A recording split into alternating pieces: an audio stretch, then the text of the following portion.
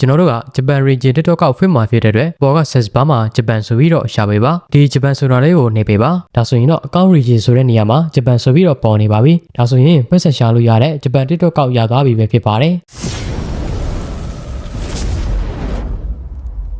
အားလုံးမင်္ဂလာပါ Test Studio ကကြိုဆိုပါရစေဒီနေ့မှာတော့ပတ်ဆက်ရှာလို့ရတဲ့ဂျပန် TikTok ကောက် free ကိုတင်ဆက်ပေးသွားမှာဖြစ်ပါတယ်ဒီဗီဒီယိုမှာစိတ်ကပ်ဖြုတ်စရာတွေ VPN သုံးစရာတွေမလိုဘဲနဲ့ဂျပန် region TikTok ကောက် free ကိုပြောပြပေးသွားမှာဖြစ်ပါတယ်ကျွန်တော်ရဲ့ channel ဟာဤပညာဆိုင်ရာဗီဒီယိုတွေကိုအမြဲတင်ဆက်ပေးနေတာဖြစ်တဲ့အတွက်စေဗီဆိုင်ရင် subscribe လုပ်ထားဖို့တောင်းဆိုပါတယ်ပထမဆုံးအနေနဲ့မိတ်ဆွေတို့မှာ Gmail ကောက်တစ်ခုရှိထားဖို့လိုပါတယ် Gmail ကောက် free ကိုသိချင်တယ်ဆိုရင်ပေါ်က link ကိုနှိပ်ပြီးတော့ကြည့်လို့ရပါတယ်ဒါဆိုရင်ကျွန်တော်တို့ TikTok ထဲကိုသွားပါမယ်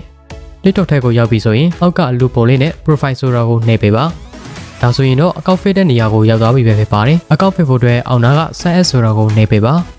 ပြီးရင်အောင်နာမှာမြန်မာဗမာအလုပ်ပေါ်နေတဲ့နေရာကိုနှိပ်ပေးပါကျွန်တော်မှာကမြန်မာဆိုပြီးတော့ပေါ်နေပါတယ်မိတ်ဆွေတို့ကထိုင်းတွေမလေးရှားတွေမှာဆိုရင်ကိုရောက်နေတဲ့နိုင်ငံပေါ်နေမှာဖြစ်ပါတယ်အဲ့ဒီပေါ်နေတဲ့နေရာလေးကိုနှိပ်ပေးပ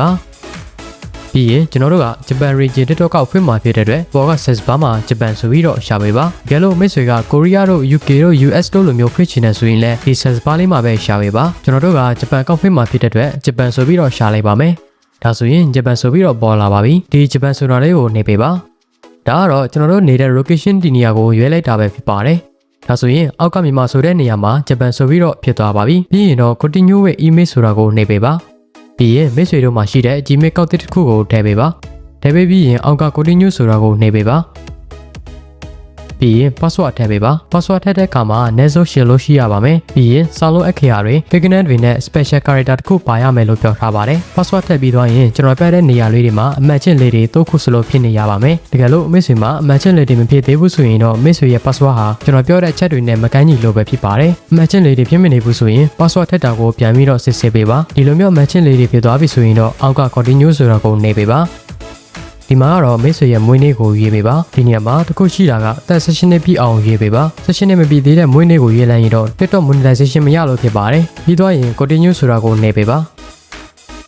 ဒီမှာကတော့မိတ်ဆွေရဲ့နာမည်ပြောင်းကိုထည့်ခိုင်းတာပဲဖြစ်ပါတယ်မိတ်ဆွေကထည့်ချင်တယ်ဆိုရင် F viewer နေဆိုတဲ့နေရာမှာထည့်ပေးပြီးတော့အောက်က continue ဆိုတာကိုနှိပ်ပေးပါအခုမထည့်သေးဘဲနဲ့နောက်မှထည့်မယ်ဆိုရင်တော့ဘောက skip ဆိုတာကိုနှိပ်ပေးပါကျွန်တော်လည်းနောက်မှထည့်မှာဖြစ်လို့ skip ဆိုတာကိုနှိပ်လိုက်ပါမယ်ဒါဆိုရင်တော့အကောင့် fit တာပြီးသွားပါပြီဂျပန်ကောက်ရမရဆိုတာကိုစစ်ဆေးပြရမယ်အောက်ကလူပုံလေးနဲ့ profile ဆိုတာကိုနှိပ်ပေးပါဒီမှာကတော့အမပုံလေးကိုပဲနှိပ်ပေးပါပြီးရင်အပေါ်ကမြင်းသုံးကြောနဲ့ menu icon လေးကိုနှိပ်ပေးပါနှိပ်ပြီးရင်အောက်ဆုံးက setting and privacy ဆိုတာကိုနှိပ်ပေးပါပြီးရင်အပေါ်ဆုံးကအကောင့်ဆိုတာကိုနှိပ်ပေးပါဒီမှာလည်းအပေါ်ဆုံးကအကောင့် information ဆိုတာကိုနှိပ်ပေးပါဒါဆိုရင်တော့ account region ဆိုတဲ့နေရာမှာဂျပန်ဆိုပြီးတော့ပေါ်နေပါပြီဒါဆိုရင်ဖွင့်ဆက်ရှာလို့ရတဲ့ဂျပန် TikTok ကောက်ရသွားပြီပဲဖြစ်ပါတယ်ပြီးရင်ကျွန်တော်တို့ထည့်ထားတဲ့ email ကို verification လုပ်ပေးရမှာဖြစ်ပါတယ်ဒီနားက email ဆိုတာကိုနှိပ်ပေးပါပြီးရင် verify email ဆိုတာကိုထပ်နှိပ်ပါပြီးရင် continue ဆိုတာကိုနှိပ်ပေးပါဒီမှာဆိုရင် TikTok ကနေကျွန်တော်တို့ရဲ့ email ထဲကိုပို့လိုက်တဲ့ code connect တွေကိုထည့်ပေးရမှာဖြစ်ပါတယ်ကျွန်တော်တို့ရဲ့ Gmail ထဲကိုသွားပါမယ်ဒါဆိုရင်ဒီနေရာမှာ TikTok ကနေ code connect တွေပို့ထားပါတယ်ဒီဟာလေးကိုနှိပ်ပေးပါပြီးရင်အပေါ်ကိုနည်းနည်းဆွဲတင်ပေးပါပြီးရင်ဒီနားကကဏ္ဍတွေကိုမှတ်ထားပေးပါဒီကကဏ္ဍတွေကိုကျွန်တော်တို့က TikTok မှာထည့်ပေးရမှာဖြစ်ပါတယ်ကျွန်တော်တို့ TikTok ထဲကိုပြန်သွားပါမယ်ပြီးရင် Gmail ထဲကကဏ္ဍတွေကိုဒီနေရာမှာထည့်ပေးလိုက်ပါဒါဆိုရင်တော့ရသွားပါပြီဒီမှာကတော့ note style ဆိုတာကိုနှိပ်ပေးပါဒါဆိုရင် email verify လုပ်တာပြီးသွားပါပြီပြီးရင်အပြင်ထွက်ပေးပါနောက်ထပ်အနေနဲ့ TikTok ကပိတ်ဆံပေးတဲ့ monetization စစ်တဲ့နေရာကိုပြပေးပါမယ်အပေါ်ကမင်းချောင်းသုံးချောင်းကိုနှိပ်ပေးပါပြီးရင် TikTok studio ဆိုတာကိုနှိပ်ပေးပါဒီမှာကအမပုံလေးကိုနှိပ်ပေးပါပြီးရင် monetization ဆိုတာကိုနှိပ်ပေးပါပြီးရင်အပေါ်ကိုနည်းနည်းဆွဲတင်ပေးပါဒါဆိုရင်ဒီမှာပေါ်နေတဲ့ creator reward ဆိုတာကိုနှိပ်ပေးပါပြီးရင်တော့အပေါ်ကိုနည်းနည်းဆွဲတင်ပေးပါ